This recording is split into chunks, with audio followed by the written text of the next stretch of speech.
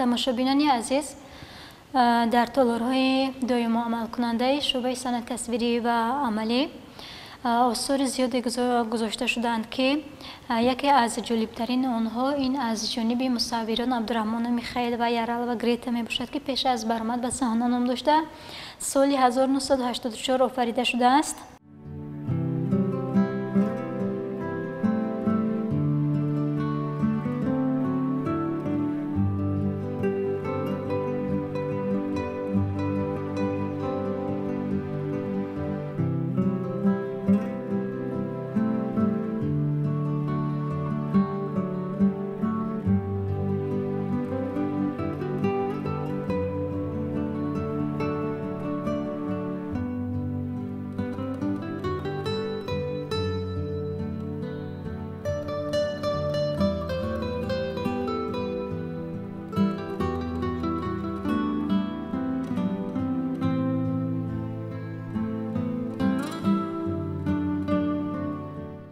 дар маркази асар бошад инҷо мо яъне раққосаи балерина Малика Собирова ва ҳамшарики ӯ Музаффар Бурҳоновро мебинем.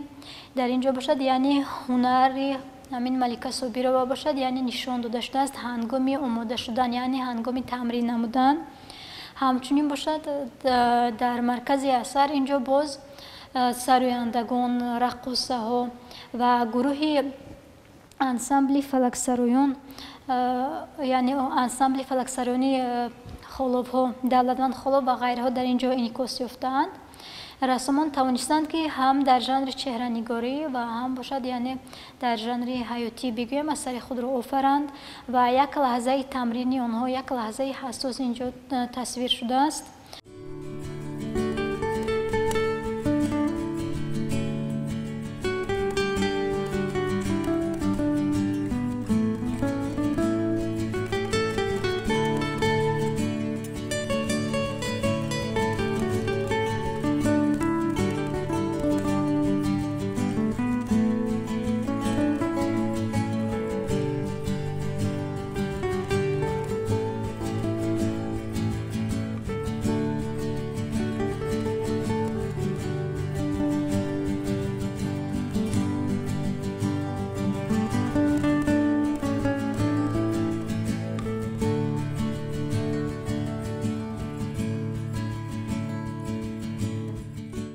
дар инҷо бошад рассомон тавонистанд ки либосҳои миллии моро тасвир намоянд бо ҳар як ҷузъиёти хоси онҳо ва ҳамчунин бошад инҷо чеҳраҳои онҳо, чеҳраҳои яъне ин сарояндагон хеле бараъло нишон дода шудааст. дар инҷо бубинед ки рассомон боз мо мебинем яъне наврасонро аз қабили духтарча ва писарчаҳое ки инҳо ҳам яъне ба ансамбл бигӯем ки якаш раққоса асту дигаре хуб сози мусиқии табла, яъне таблак менавзад инҷо тасвир шуданд. онҳо бошад бо либосҳои миллӣ, писарбача бошад бо ҷома, тоқӣ дар сар ва камарбанд дар миён тасвир шудааст. духтарчаҳо бошанд бо табқ ёки моҳраҳо тасвир шудаанд. ҳамчунин бошад онҳо бо либосҳои миллӣ, яъне дар инҷо либоси миллии мо яъне чакан дида мешавад. ва рассомон тавонистанд ки нақшҳои яъне чаканро бубинед ки дар инҷо дар асари худ бо хусусиёти миллии мо яъне ифода намудаанд. ҳамчунин тарзи инҷо бастани яъне рӯймолҳо нишон дода шудааст.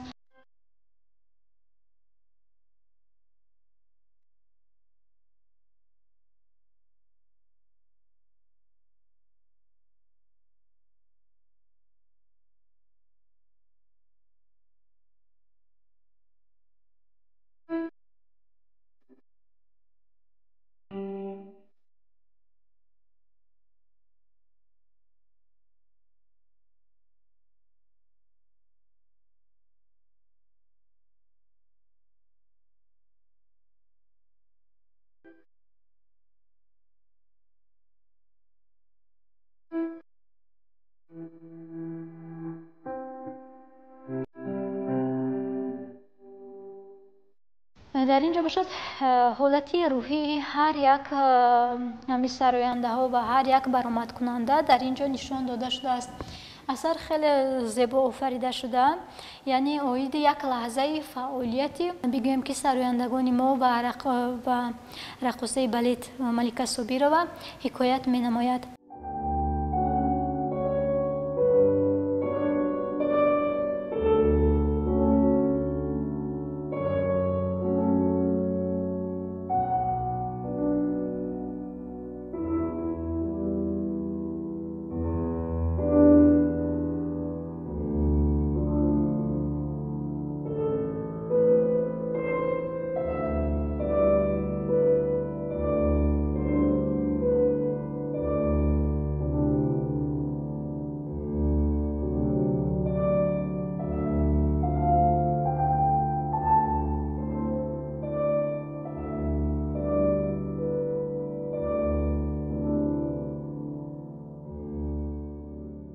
در اثر باشد بیشتر رنگ های گرم استفاده شدند که رسام یعنی اثر خود را بیشتر با رنگ های گرم تصویر نموده است، از اون سبب که یعنی لباس های ملی ما عادتا یعنی بگیم که با رنگ های بلند، یعنی اینجا تصویر شده است با رنگ های سرخی که شما دیده استودید، ان همین رنگ سرخ خودش یعنی رنگ گرم می باشد و رسامان در اینجا باز هم توانستند بگویم که نقش ملی ما رو